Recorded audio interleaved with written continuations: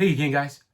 Do you know what I like to do when I've been slammed all morning on a Friday and have a very complicated work situation I'm working through? I like to put on my Expos outfit and look at some baseball cards. Hey, I have a few things here that I want to show you.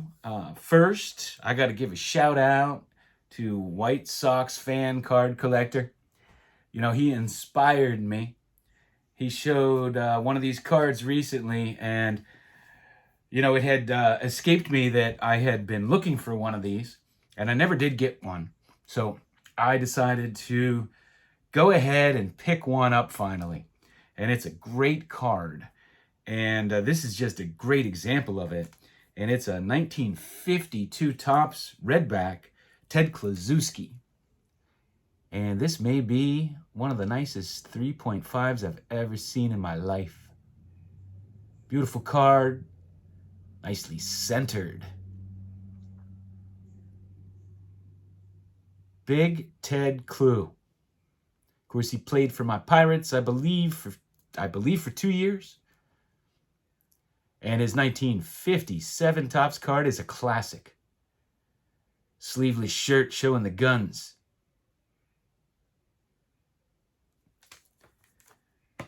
And I've been working on my 1971 Milk Dud set, as you know. My man Dom, Staven Sports Cards. He helped me out with a few I picked up from him. One is the Jim Perry complete box. And the Dave McNally. One of those great Orioles pitchers back then. Although they weren't great enough to beat my Pirates.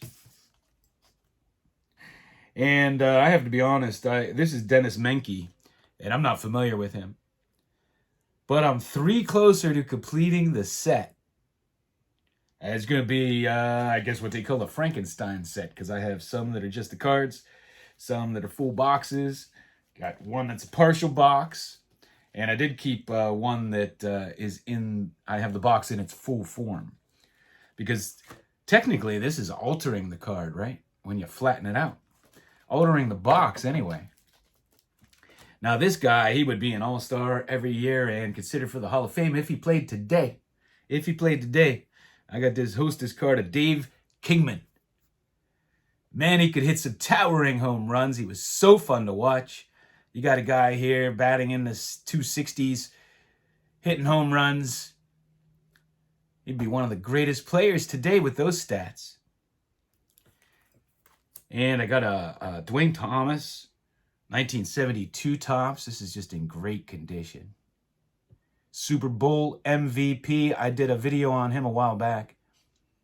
Little bit troubled. And I got this Panini Instant, George Pickens. Black and white. And I got this George Pickens.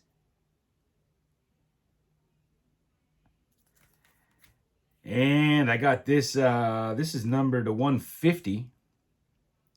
And this is Kenny Pickett. It's a black patch. Really cool card. And I got this George Pickens. Man, I love these. Love these prisms. These mosaic prisms.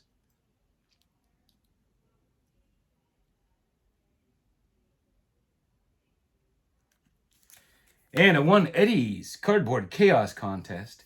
And he had sent me a bunch of cards in with what I won.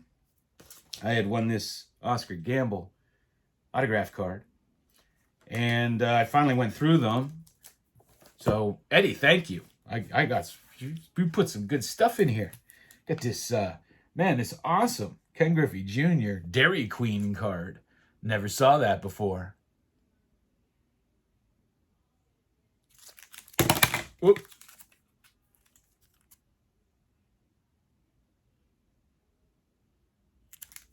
Really cool card. I like that. This Andrew McCutchen. This is numbered 2. What's this numbered to? 250.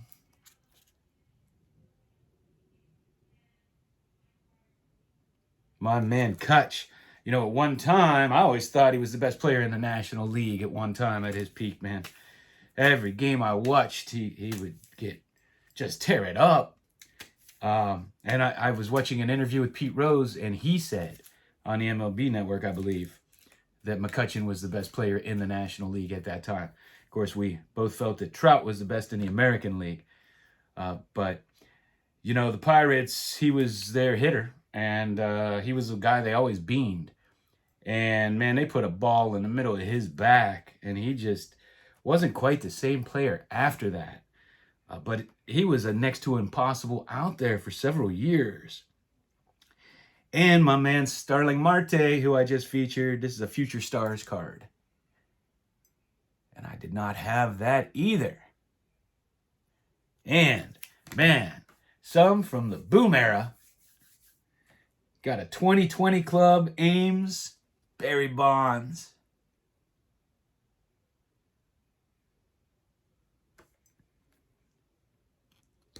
And this fabulous Bonds, top 15 baseball. I've never seen this before. I love it. Bonds looks so much better in a Pirates uniform.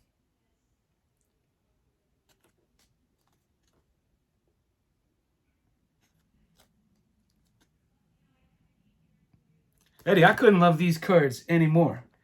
And I got this star sticker. I don't think I had the, I know I didn't have this one. I have just a few. These star stickers. I always really liked them. Paul Molitor. And man, this is a great Vlad Guerrero. And I love that set. It's a cool set in basketball and football as well. Really like the basketball cards from that set. And got a Ted Simmons here. Tell you what, that's a great centered card for an 87. Hey, what is it, 88? Man, I'm drawing a blank. 88. All the years start to mesh together when you get to be my age. Got this Barry Bonds. And this great McCutchen.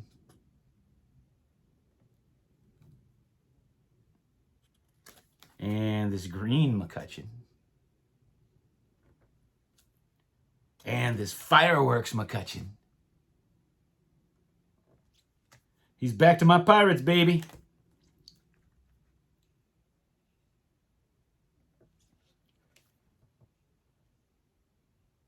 And we have a Brian Reynolds rookie card. Good player. He'll be traded to the Yanks soon. This rookie card. And then got a 1979 Gary Carter. Man, in 1979, I got a late jump on buying baseball cards. And I'm down at my neighbor's house below, one of the kids that collected cards, and my other neighbor who collected cards. And I think the two brothers too. And everybody's just sitting around, and they have all their new 1979 baseball cards. And they already have a shoebox full each. And man, I had to play some catch up. And I would go down to the store every day. I would buy packs until I put this entire set together and surpassed them. So 1979 always has a special place for me. Got a Craig Biggio rookie. And I never saw one of these, and I don't know what it's from, actually. But it's one of those 4-in-1 deals, probably archives, I would guess. Wasn't really collecting cards. That was right before I started again. But you got some nice players there, including my man Dave Parker. And another McCutchen.